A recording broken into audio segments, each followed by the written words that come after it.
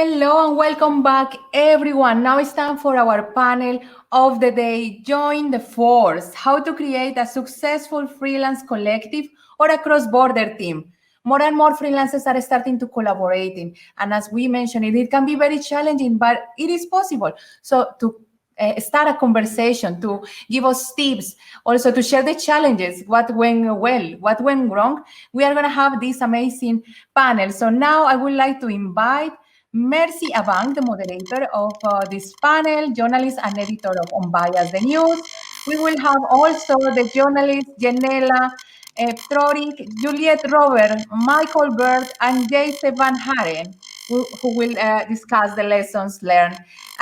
Mercy, I think I can hear a noise. I don't know if you can unplug your headphones. Okay. Maybe headphones. Is it clear now? Better now. Yes. Okay, great. Yeah. Hi, Anna. Thank you so much for having us. Hello, everyone watching from around the world. My name is Mercy Abang, and I hope that you're keeping safe. You're either vaccinated or you're getting ready to be vaccinated. I am really excited to be here and to introduce the panelists for this very important session. I'll start with Jelena Prtoric from the Me Too in the Medical Sector project, followed by Michael Bird from the project Mobile Workers, Invisible Citizens. And I also have Juliette Robert from the collective U Press and Geesje van Haren from the project Lost in Europe. Perhaps I'll start with Jelena to tell us about this project and the implementation processes so far. Then we go around the teams. Hi, Jelena, are you there? I'm here. I hope you can hear me and see me. And now yes, I can hear you. I will share my presentation with you. Just give me a second. Here we go.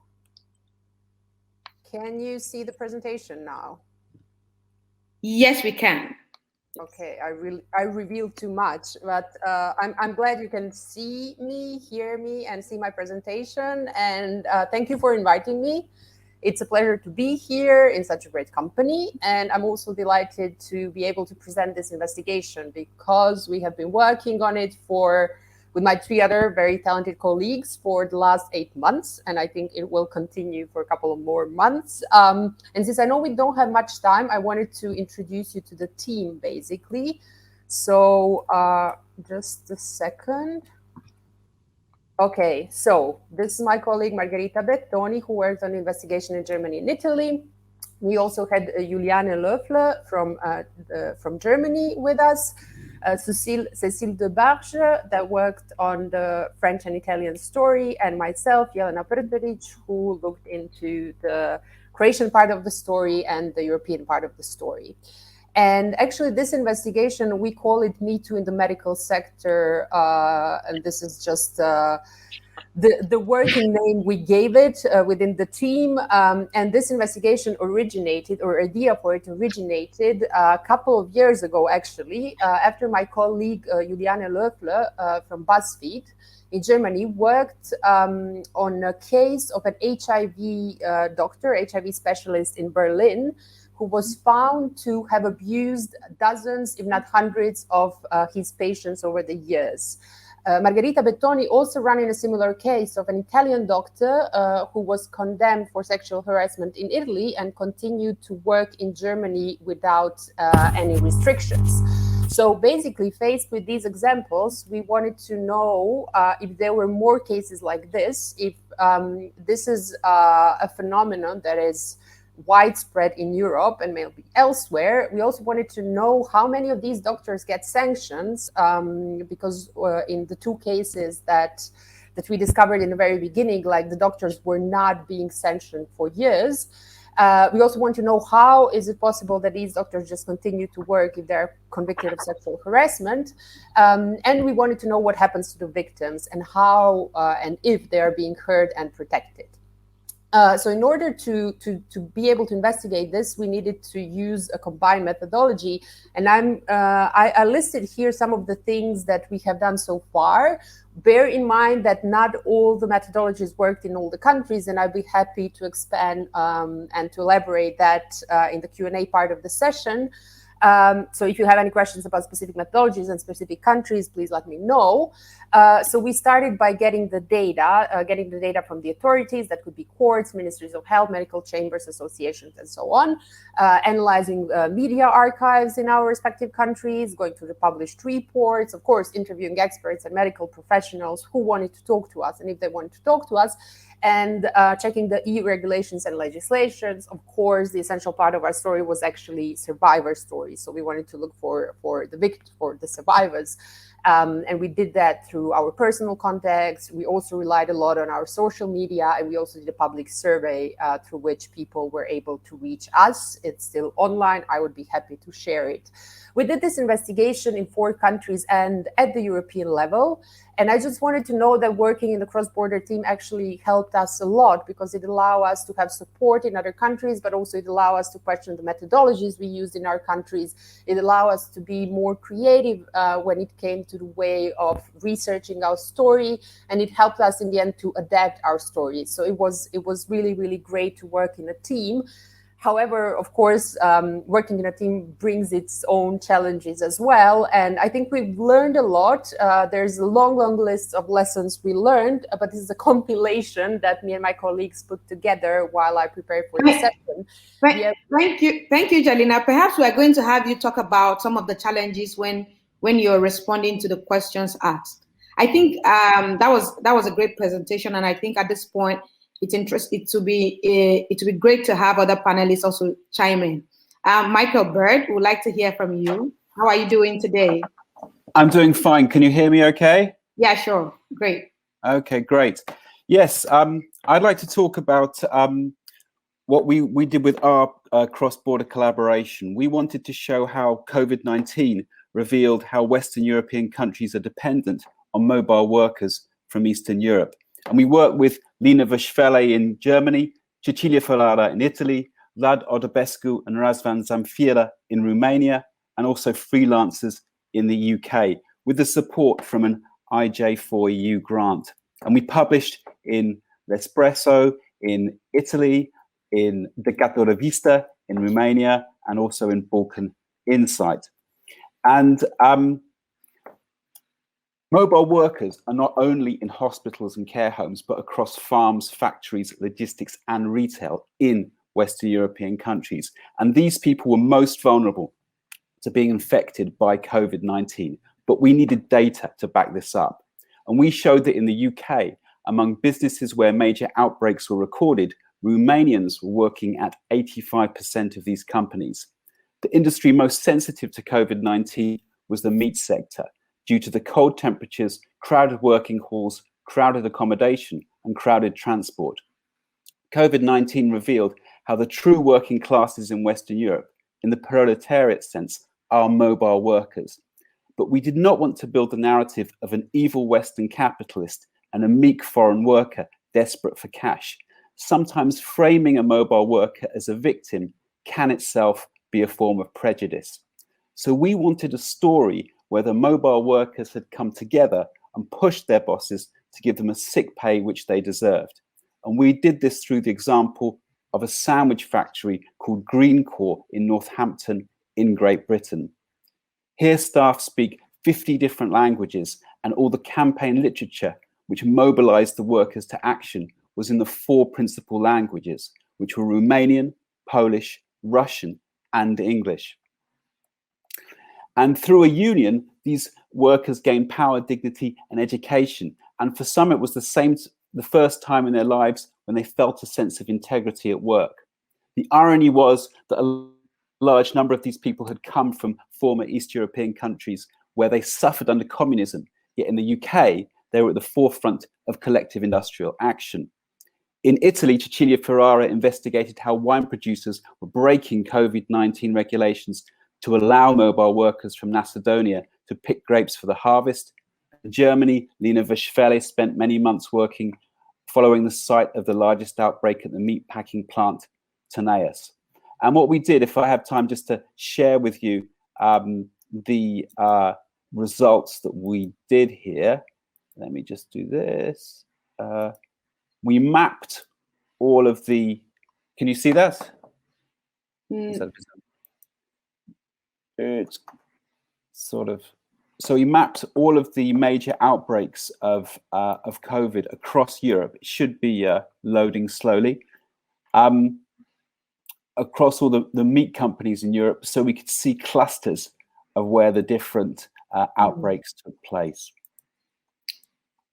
Thank you so much, Michael. I think your project is also quite interesting as it links up to freelancing and how we can work as a collective. And I would like to pick you up, take you up on that for the next session. Juliette, how are you doing today? Hi, Mercy. Hi, everyone. Good to see you. I'm well. Please tell us about the collective, UPress. Yes. So UPress is a collective, and it was founded in 2007 by a bunch of French journalists who wanted to be freelancers. So that was one of the main things. And the idea was not only to share an office or all our contacts, which we do, but it was also to share our knowledge with each other and to work together. So right now, basically, we're 11, which is a good size. We have 7 writers, 1 data journalist, 2 TV journalists, and me as a photographer. So we have a variety of knowledge to share and to be able to cooperate together. The collaboration really depends on the project. Sometimes it's just going to be a writer and a photographer. Sometimes it's going to be more, sometimes more writers, sometimes TV, etc. So it really depends on the project and what we want to do. Also, the collaboration is not just within UPress. We collaborate with other writers, with other photographers, or other video journalists when needed. But I think that we want to be part of and nurture some sort of ecosystem of good practice between freelancers. So when we collaborate with others, it's really like-minded freelancers, people we meet, friends that we know, and that really builds that sort of great network of like-minded freelancers.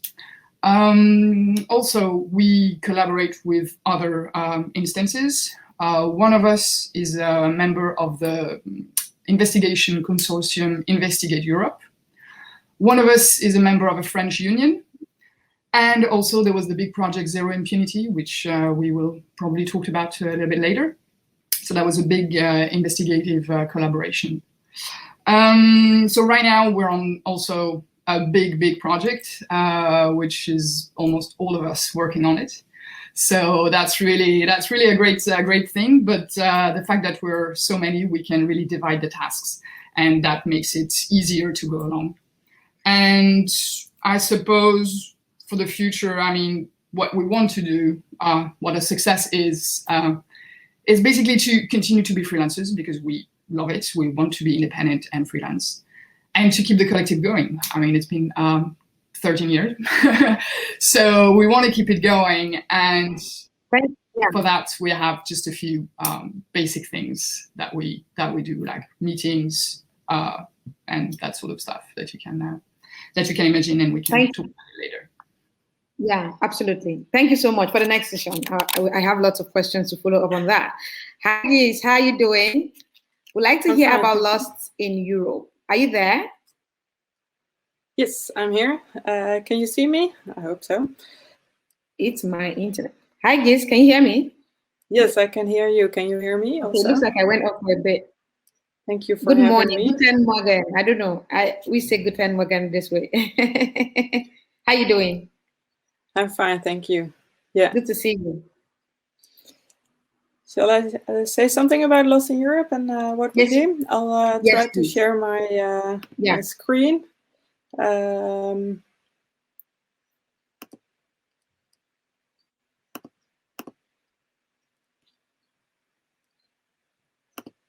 hope this works.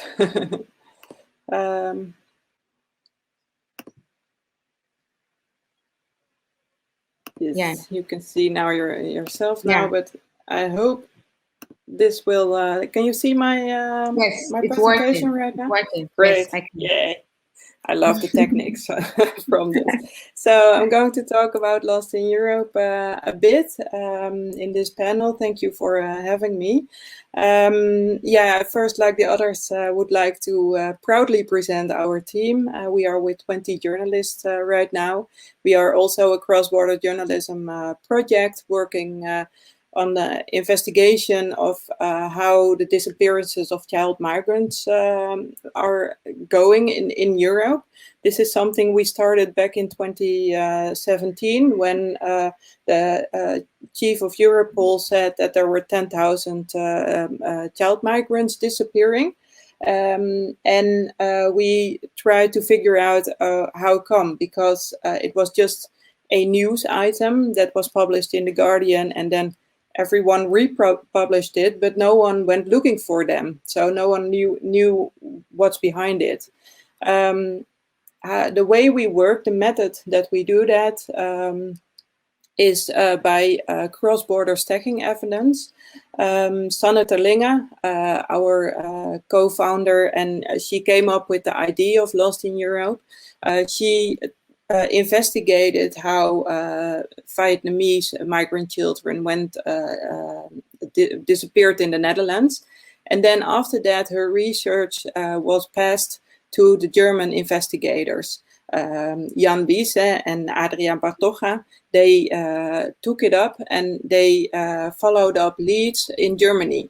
And then after that, also our Belgium colleagues, Christophe Kleriks and Roland Termote, they picked that up and they followed up their leads. And that is how we publish everything in chains, in chain letters. And these chain letters are still going on. What we further are very proud of is that we work with a very diverse team, men, women, and all bicultural backgrounds. We try to keep that on as a high standard to create not two of a kind journalists, but yeah, all kinds of journalists within our team. Also photographers, graphic journalists are there, data journalists, investigating journalists, journalists that are specialized in survivor stories. Everyone has their own scope. So we are not competitors of each other, but we can really help each other out. The files that we are working on are, I forgot to count, but I think six are there right now. The Vietnamese migrant file, a Nigerian migrant file, the roots through Europe, how children disappear. We have a file on fatal stress, that's about trauma with children. We have a file about the numbers. Like I said, the 10,000 we started with, but last year we calculated a different number. And migrant policy. So we are really looking at European policies. We are very happy that we are supported by many media partners all through Europe. You can see them in my screen, and also supported by a lot of funding and supportive journalistic projects. The last thing that I would like to share with you is this slide. This is a very recent number that we calculated. There are, in between the years 2018 and 2020, there were more than 18,000 children missing again. Although that the migrant flow was decreased, we saw that the same number came up again, and we also saw that a lot of Western European countries don't have their data right. So that's also something they wouldn't like to share that, and we are digging out why. Thank you so much for that. Thank you so much for that presentation. If there's something that stands out from what you just said, is that we are not competitors. We are here to help each other out. And I think that is really profound. And from, the project shared by Jelena, Me Too in the medical sector, to Michael Bird, mobile workers, to Lost in Europe, to UPress, there's something that binds us all together in journalism, and that is collaboration. And that's where we're going to move to the next session, where I'll have to throw questions at everyone on the panel. Jelena, working as a freelance journalist isn't just about generating great stories or great story ideas or writing the best or the perfect speech, as we know. So successful freelancing has a lot to do with negotiating rates, building up contacts on how and the what with the brands. Is it possible to be successful at freelancing? I think that's a question I really want you to dig in, and also maybe talk about the challenges on your project. Yeah, that's a great question. I don't know if I have an answer to that, because if I had, like, I would follow my advice and then I would become one. I also don't know if I'm really like the one to respond to the question of being a successful freelancer. I've been freelancing for a while. I keep doing some stuff that you shouldn't be doing. Like, it takes me forever to, for instance, come up with a pitch, or that I do like too much of a research before sending a pitch, and I would advise against that, because, you know, if nobody takes it, then you do all this work for free, and all that. And so I do think that the question of being a successful freelancer, I think it really depends on several things, like, you know, where are you located? What languages do you speak, and what languages do you work in? For instance, like, being a freelancer in Croatia is super difficult if you limit yourself to writing in Croatian. I would never be able to do that. I write in other languages and I collaborate with international media. I almost never work with the Croatian media. I think it also depends on your competencies. So if you can, you know, specialize in something like coding or data journalism, or if you have like super investigative skills, I really think it helps, because, you know, you are more like a rare breed out there on the market. So I believe also, I'm not sharing anything new here. I guess you all know these things, but so I do think that, you know, we could specialize, or we could become better in like having routines, like having our work routines and following them, and developing relationship with the publications. I think with the age it becomes easier, because you already have a list of publications, you already have some work behind you, and people know you. You also have connections, and you can build them, you know, also through conferences like this. But you can, I mean, I've done this already multiple times. You can just like write to somebody on Twitter. I do think, however, that, you know, putting aside all these adjustments that we can make at a personal level, I do think that the only way to go forward really is to advocate for a change at the level of the industry.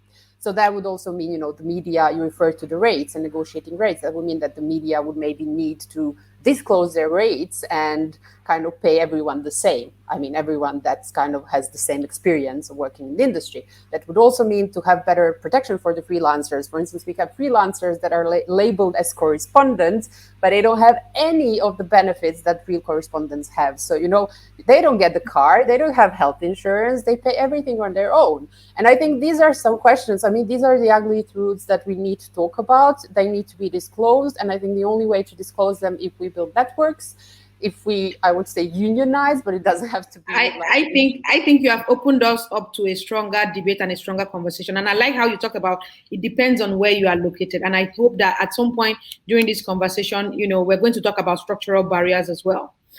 Juliette, I would like to, you know, for you to dig deep a bit about how you were able to achieve collaboration and in your project, for instance. Well, if we take the project, one of our big projects, Zero Impunity. So it's a collaborative project investigating sexual abuse in conflict.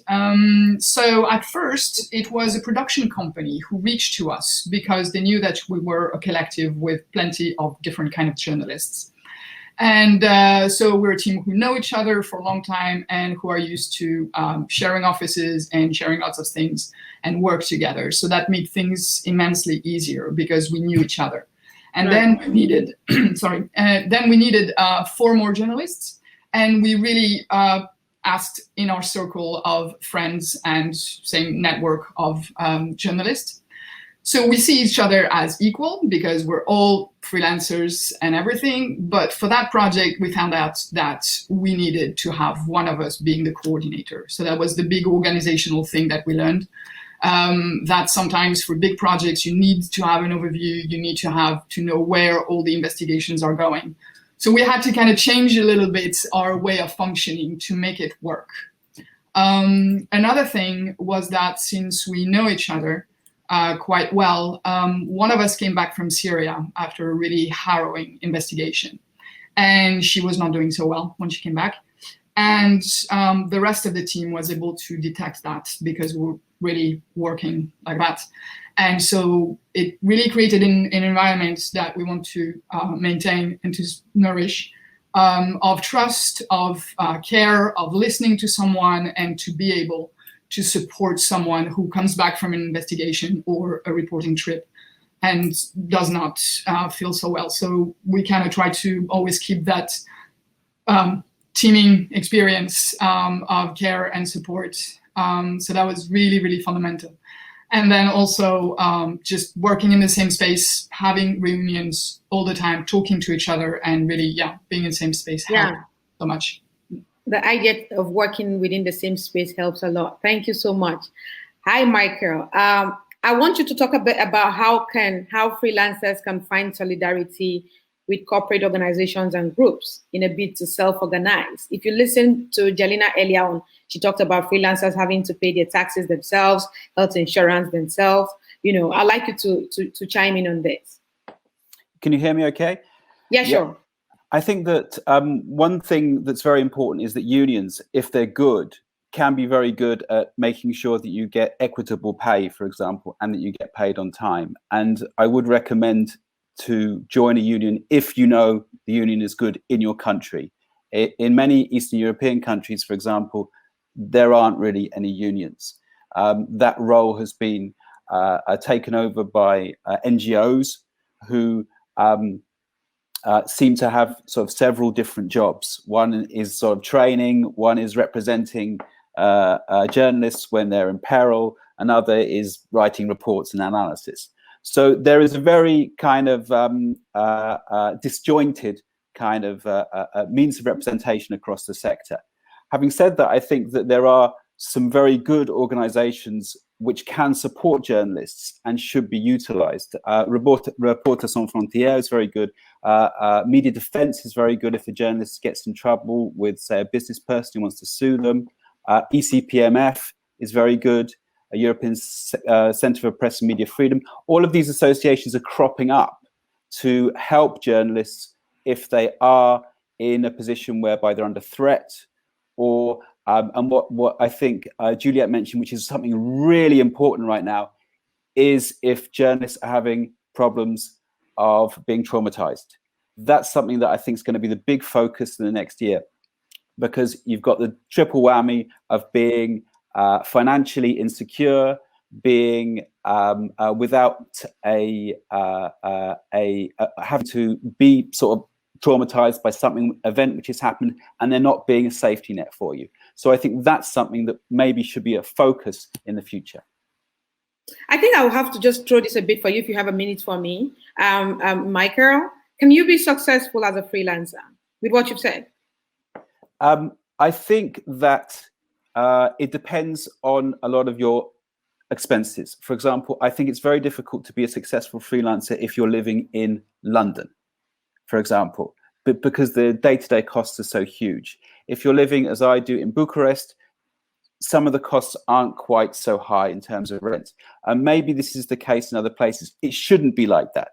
It should be the situation whereby a freelancer can be able to live successfully in the big cities. And I think that's something as well that needs to be addressed in the future. Thank you so much for that intervention. Now it's time for Geesje van Haren. I have literally murdered your name today. I hope you forgive me. Yeah, everyone does. Thank you. Increasingly, we have seen that journalists are faced with structural barriers, from the dynamics of geopolitical locations to access and networking opportunities. How then can journalists, especially in developing countries, partner with colleagues in the West to eliminate not just the blind spots in global reporting and reportage, but to overcome barriers and build a united front in cross-border journalism? Yeah, thank you for that question. It's a hard one because we only, as Lost in Europe, we were only working in Europe. But what we do is that we organize also events where we do reflection on our work. And one of those events was a festival where we celebrated how much innovative journalism comes from Africa and Asia. We are always looking at the Anglo-Saxon world, and that's not the best journalist because it's very old journalistic work.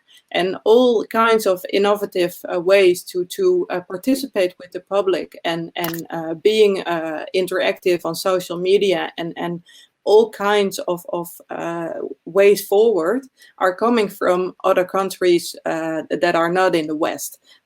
So we really celebrated that day. We try to learn from them, and there are many. There were so many speakers that we could invite to learn from. So that is something that I really want to say out, because in Asia and in African countries there is always mobile first. We are still on a laptop, and we are behind. They are in front of us. Then of course, what you say in developing countries, it's harder to reach out to get a plane, to get a visa, to work together with Western. So we don't have to have a blind eye for that. What we also have done is to create a system that people are flying. Students of journalism are flying towards an exchange program from African countries and Asian countries towards Europe and back and forward. But then how we build our team is to get as most diverse group as we can is going to the global investigative network, because that is something, and the webinars they give and the sessions that they also give, and I think also European Journalism Center does that, is that if you put it on the agenda and if you try to reach people to speak, then people get known. And yeah, journalism goes via. That's true. That's always true. But working hard, stand out. That's what we have to do in Europe too. But then again, reach out to build your network. That really helps. And we are always via social media, LinkedIn, all those kind of platforms, looking for a collaboration. So everyone who's in our eyes, if you show yourself there, that's a good way to walk forward. And we know that many Asian and African journalists are mobile first, so it's easier to find those for us. Yeah. This has been quite a very informative session for me personally. I was hoping to get questions from our listeners and our viewers all over the world. I am still waiting. If I get questions, then we'll just dive right straight to taking some of their questions. But while I wait for questions to come in, I'll just go around the room again and ask each and every one of us, if you were going to give someone something to take out of this panel today, just one advice, someone who wants to collaborate, or a freelancer who is saying, how can I do it? How can I hack this system that is sort of, in a way, it sort of looks like it's rigged against me when I have to pay my taxes myself, when I have to figure things out myself, when I have to ensure that I have insurance, etc., and health insurance to be able to function. What would be your, perhaps the top 2 advice? Perhaps I should start with Juliette. Just want something to say, yeah. I think even if it's not working together on a definite project, just meeting other freelancers, have coffee, have lunch, talk, and make good relationships where you're not in competition, but you help each other out. Because maybe someday you give them an idea, and maybe the next day they will give you an idea. or a contact or something. So help is really in many different ways, and build your networks of people that you can trust, that you learn to trust. And I think that's a really great thing to, really try to meet next door freelancers. And, even if you don't do project together, just go out there and meet other people, because they are like-minded people. They are people who are willing to help. Right. Willing to. Thank you so much. Build a network you can trust. Hi, Jelena, if you're there. I'm here. Yeah, I mean, I would follow up on what Juliette just said. I think that's the best advice one can give to new freelancers, or to somebody who's just debuting in the industry. I do think that, there are many networks out there. There are many communities also, like be it on Facebook or elsewhere. So find what you're interested in, or find, be it like, it can be a region you're interested in or a specific field, and then, go and learn from the people. And yeah, I wish somebody had told me 7-8 years ago that also I should have the courage to just send cold pitches out, just try it, like wherever it might be. Sometimes it works. That's profound. Thank you so much. Michael? Yes, I'd say that you have to be flexible in the kind of work you take, which means it has to be journalism, stay with journalism. But I think that if you're doing big investigations, sometimes it's also good to have a job which is a little bit more calm to do between the big investigations, so you can kind of depressurize a little bit and it may be a bit more mundane, but it might actually kind of help with keeping you stable and also brings in income. So it's good to have jobs which are exciting, but also some which are a little bit more mundane and everyday, which help with the money and can kind of help with your mental health. Thank you so much for that. Mental health. And I hope that, we've been able to cover that session at some point during this conference, because it's very important for journalists to also prioritize that in this age and time where we are all overwhelmed, with so much information. Geesje, it's your turn. Can we get top 2 takeaways from you? Top 2. Great. Yeah, also the same as everything is said before, build a network, work together with colleagues that you trust. Don't trust anybody, because there are also people who you can't trust. So please do build on trust and grow by the speed of trust. Don't try to go too fast. Try to go slowly and be very secure of what you are doing and be proud of your work. Then again, there's this economic thing within freelance journalism, but especially in investigative journalism, the business model in investigative journalism is broken. That's just true. You can't earn money from that. Although there are many funds and many foundations who try to help investigative journalists and who fund. And please before you pitch at a media, please pitch at a fund and be sure that your research is I'm sorry, I'm hearing the echo. Be sure that your research is being funded, so that you have you can direct only your work. So you don't have to work for someone, you work for yourself. And that is the most important thing that you need to keep in your mind. Yeah. Thank you. Thank you again. I want to say a big thank you to everyone on this panel. It has been quite informative and I have learned a lot. And I hope that everyone that joined us from across the world, had to take out something from this conversation, from Juliette, from Jelena, from Michael Bird, from Geesje van Haren. On that note, I want to say thank you all to those who joined from around the world. And thank you to Anna. And it's time for me to hand over back to Anna. Hi. Thank you, everyone, because it was a wonderful panel. As I mentioned at the beginning, it is true, it's challenging, but it is possible. So hearing your experience is so inspiring.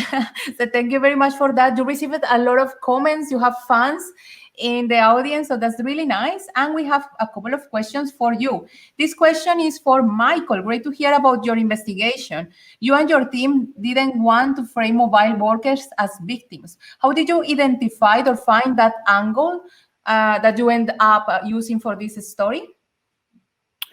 Yes, well, we wanted to show that mobile workers could mobilize themselves together and create a union to sort of fight oppression. It's like, in some ways, you wanted to decolonialize this idea, so that we wanted to kind of say they were leading in getting better pay for themselves, than rather than the journalist exposing the story that then got of them being a victim. And we showed the sort of narrative of them doing that in a sandwich factory in Northamptonshire in the UK. It was actually Romanian and Moldovan workers who lobbied together and got a fairer pay from their British owners.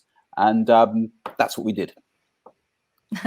Thank you, Michael. And now we have a question that maybe one of you can answer. Is from Veronica. How do you negotiate salaries if several people across borders have the chance of fair payment without funds? I don't know who wants to answer this challenging question about how you negotiate salaries.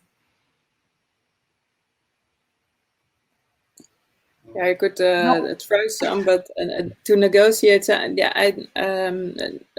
my point of view, salaries. We are with Lost in Europe a collaboration where we do have salary paid journalists and also freelancers. So it's also a combination of those. But the salary paid journalists, they work with media organization. So they negotiate their salaries for their own. So yeah, I would like to change the second half of your question. I wouldn't do it without funds.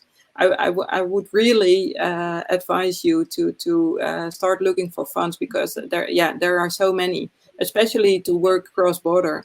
And then when you have the fund, you can negotiate your salaries, but then you are negotiating with your own, and that's a better position.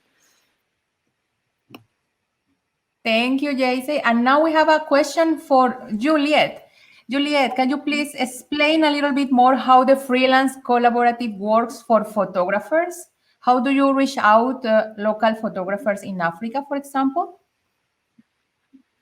Well, the thing is that we work on stories with writers that I'm not just there to push a button or something. So it's more of a real work where I make contacts, I make interviews as well. I mean, it's real work, even though I'm the photographer. About the second part of your question, if we reach out to photographers in Africa, we, as freelancers, we don't give work, but it did happen that we had to collaborate with local journalists or with local photographers that could be based in other countries. So, sometimes it can be photographers reaching out to us and being like, you know what, I have this great story. Do you want to collaborate? I need a writer, and do you want to collaborate? Or sometimes it's us looking for different kind of collaborations, but we don't commission work to other people. That's the thing. We pitch stories, we sell stories, and we try to make the best out of it. So that is the thing, where we try to be equal also between the photographer and the journalist. So for instance, we're gonna share the expenses 50-50, share the paychecks 50-50 also. So that's kind of the way that we try to do things. Yeah, no, thank you for that. And I think this is related with this relationship that now exists between journalists and fixers, and how maybe this figure of collaborative journalism can eliminate this difference and create a more equal relationship, how it should be. So now I think we have the last question from Carlos. He wants to know what good resources are out there for starting investigative journalism projects. I don't know if Jelena, you want to share this one, or anyone has something to add to this question? I think it depends what investigative, or what would be the topic of your investigative work. I do think that, there are a couple of resources out there and a couple of conferences out there, and I would be, so I'm working with Data Harvest European Investigative Journalism Conference, So I don't know if I should put in the advertisement here, but the idea of Data Harvest is actually to encourage people to collaborate and to encourage people to get into these projects and to actually like meet like-minded people, normally in person, and then we did it online for the last 2 years. And we do have a couple of networks where journalists meet. There are also message boards like forums such as Hostwriter, for instance, where I found colleagues in other countries. So it doesn't necessarily need to be investigative journalists, but you can find people across the globe there. And there are networks. There are people who are. There are networks, on Facebook, so groups on Facebook where you can find colleagues as well.